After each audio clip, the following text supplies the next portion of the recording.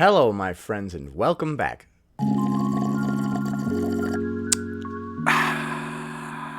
Today, we're going to learn some of the dangers of going to protests as a fat person from Jordan Underwood. Apparently, some of these fat activists think that they're some sort of revolutionary in some sort of conflict. So the question is, how do you go about informing your fat comrades that there is a higher risk of... Your fat comrades. See, this is what I'm talking about. They're acting like they're some kind of revolutionary. Are you guys about to take down capitalism? I really hope this conflict doesn't take place at the top of a large flight of stairs. So the question is, how do you go about informing your fat comrades that there is a higher risk of death by asphyxiation when you are handcuffed from behind? Your fat comrades. Like I said, she's going to be talking like she's a revolutionary in some sort of conflict. Pretty strange. As a fat person, and that's something that you should assess risk-wise. Okay, so you're saying that as a fat person, your words, that having your hands handcuffed behind your back has a greater risk of asphyxiation. I'm a little shocked at the fatphobia that's coming out of your mouth right now to imply that fat people's bodies function in any sort of different way that is not as good as someone who is thin is like the most blatantly fatphobic load of BS that I've ever heard, honestly. I can't believe you just said that. We all know that fat is just a superficial thing. It doesn't actually make you unhealthy or prevent your body from operating in the way that it should. I really am shocked at this coming from you, Jordan. You're not my fat comrade anymore. And then she's like, but please, I was hoping that... And then I'm like, but I said good day, sir. I said good day. When going to a protest and deciding how involved you want to be. Right, so you're saying that if you go to a protest, you need to decide how involved you want to be, I guess is how you say how many laws you want to break that will end up getting you arrested, I suppose. If you go to a protest and you're not doing a bunch of moronic stuff, I'm guessing they won't handcuff your hands behind your back. I'm also not sure what kind of protests you're talking about. I'm guessing like whatever things that you and your friends disagree with in society, you go and protest about it. But I guess that the protests often turn violent and crazy because there's a big risk of you getting your hands handcuffed behind your back. So you must be harming someone or something. As far as risking arrest. How do you tell your fat comrades that without triggering or upsetting them? How do you tell your fat comrades to beware of getting their hands handcuffed behind their back without triggering them? I don't know. This is an interesting angle to take. So you want to tell your fat friends, be careful, you might get handcuffed at this protest, and then you might asphyxiate, suffocate to death, because your hands are handcuffed behind your back, and you're too large to be able to handle that. How do we say that in a nice way? Well, first of all, I believe that we need to start by saying the word fat in a neutral tone. So I would say, hey guys, so just so you know, if any of you are fat, you might want to be careful getting your hands handcuffed behind your back because there's a greater risk for asphyxiation if you do happen to be fat. Okay, so I hope you guys understand the risks associated with said activity and take the appropriate precautions, if you do happen to be fat. Alright, so I hope I've said the word fat in a neutral enough tone to make you feel unoffended. The last thing I need is for you guys to get offended and feel all kinds of emotions and shit. That's not what we're here to do. We're here to smash the patriarchy or do something to capitalism or something. I don't know. We're here to do whatever the herd told us to do to make us feel like we're fitting in and doing something special. You are being unusual in all the usual ways. You know how many people are activists now? Everybody. And you know what you're activating? Annoyance.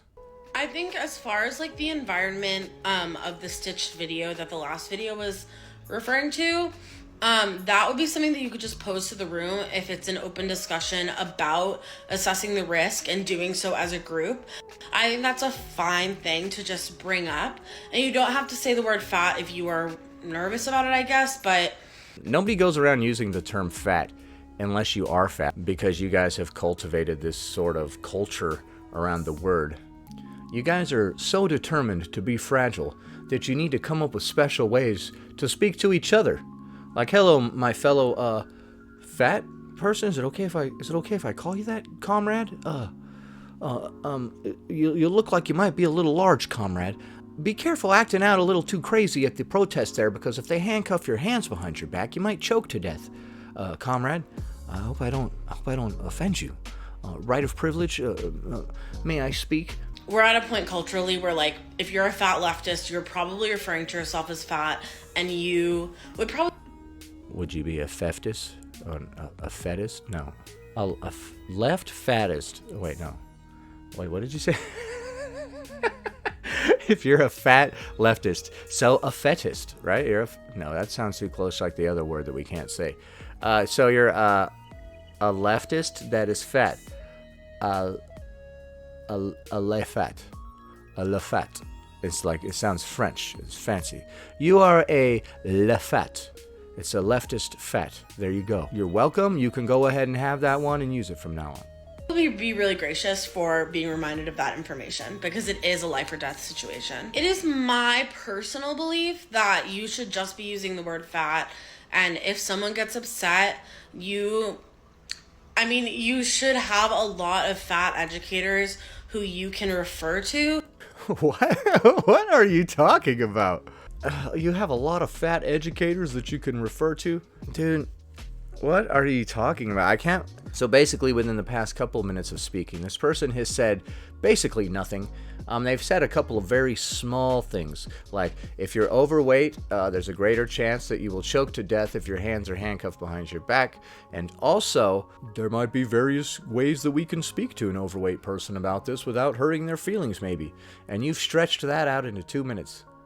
To say, hey, I'm so sorry. I didn't mean to hurt your feelings. I didn't mean to overstep. This is language that I have.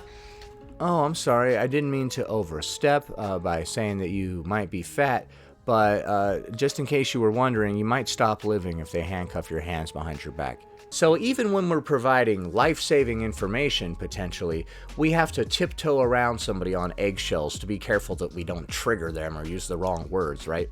You run into a burning building to save someone, and you're like, ma'am, I got you. I'll be right there. And you're running toward this person, and they're like, ma'am, I identify as male. And you're just like, all right, dog. And you fucking just turn around and leave. You just leave them in there. Like, this is not the time or the place to be bringing up this conversation, my friend. The building is on fire, okay? We can worry about your freaking gender later. Learn to use by plus size body liberationists, by fat liberationists, etc. You're not a liberationist, you're not a revolutionary, you're not a comrade, you're not fighting in a war. It's a good thing that you're not a revolutionary or a soldier or a comrade, because if you were, and you were fighting in a war, the number one thing that you would need to do is become a capable soldier, which would start with your physical body. You can't be morbidly obese in the military. There's not much you can do. You're not passing basic training. You're not passing boot camp. To use. I have been taught to use this language. You have been taught to use this language. See, that's what's wrong with your little movement there. You guys are participating in groupthink. You've been taught everything from how to think, to how to speak, to how to act, to how to dress, who not to offend, how you're supposed to speak to these groups of people, and all this other stuff. Your entire movement that you're partaking in is anti-individual and anti-freedom. I'm not getting political in the slightest. Personal freedom and accountability is what this country was founded on. If you don't like it, go to Cuba, where people are literally getting on pieces of wooden doors and floating here, risking their lives to come here. So if that's what you want, then go there. You're not bringing that here because we don't want it. And so that is the language that I am using. If that's not language that someone wants to use for their own body, like, you would probably know that at that point if you are in... Do you see how much time you have wasted worrying about how to say something to someone? The actual message of what you might have been trying to say was lost many, many moons ago, my friend.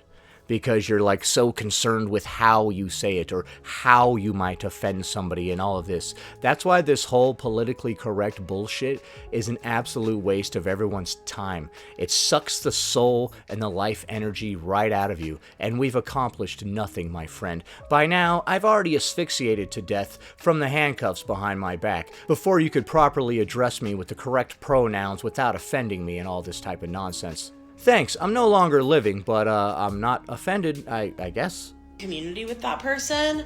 But I also am curious what other language like could possibly be used other than language of fatness and referring to it as fatness, because language surrounding BMI and obesity are going to be ultimately incorrect, because this is not something that applies to people who are obese, and probably not even to people who are like morbidly obese.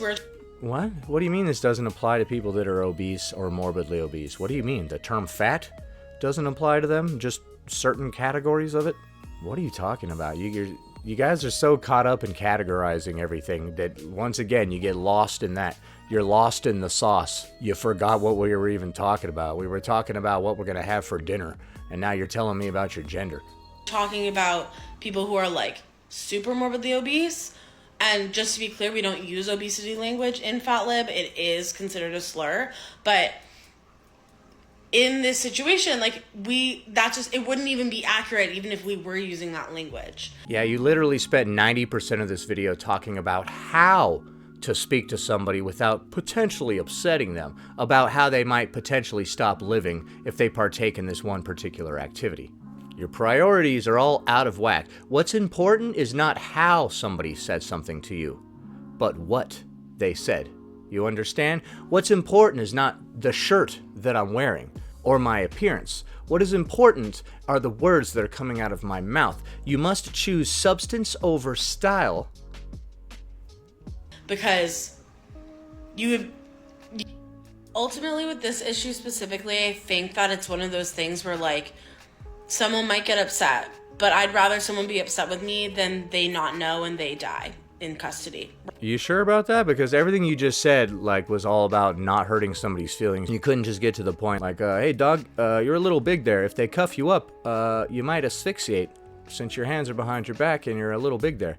Instead of just saying that, like you went on a 2-minute tirade about how to say the word fat and what's acceptable and which leaders you need to look to for guidance and how these people taught you how to speak in such a way that wouldn't offend people or whatever nonsense. Right? That last part could just be me though. Like I said, when you're more caught up in how you say something rather than what it is that you are saying, you will waste a lot of time. If somebody potentially might asphyxiate by getting their hands cuffed behind their back, and you need to relay this very important information to them, the last thing you need to be worrying about is hurting their feelings. You need to stop pretending like feelings are above reality. Reality is above feelings. Like if somebody tells you the hard truth of, oh man, you look like you've gained some weight. Even though that hurts your feelings, that can save your physical body, which will keep you alive longer so you can keep experiencing all these worthless and meaningless feelings. And you're definitely not a revolutionary or part of any movement. It sounds to me like you're entertaining communist ideology since you refer to your friends as comrades. If you would like to participate in communism, I suggest you move to Cuba. But you must know, you will find many handmade boats, sometimes made out of nothing more than a door, adrift in the ocean from people trying to leave Cuba to get to the United States. That's how bad it is. That's how free you are in communism. We all get to share and all have the same thing. Yeah, you're all equally nothing. You're all equally slaves. So, if you think that communism is better, do us all a favor. Just go to Cuba. You don't have to float there on a door. You can buy a ticket. I don't know if they'll let you buy a ticket back, but you can definitely get there. Anyway, that about does it. Thanks for watching, commenting, liking, and subscribing. And I'll see you in the next one.